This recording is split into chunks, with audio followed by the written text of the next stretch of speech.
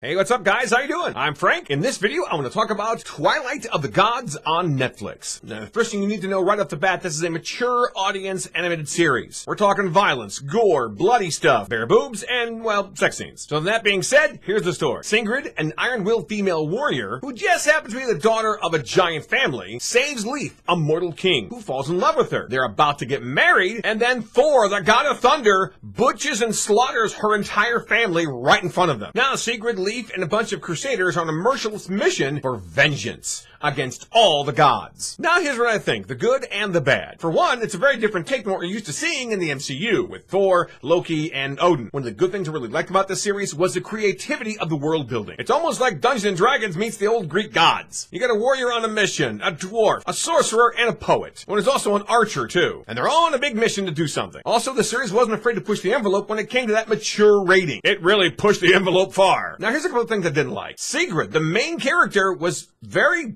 plain. Oh, she could fight, and she was visually stunning, and she was a great character to look at, and her story was very vivid, but her voice was very monotone, kind of like the Terminator. There were invaders, and no swords left unswung. I saw your king across the field, and watched him well. That night it was cold.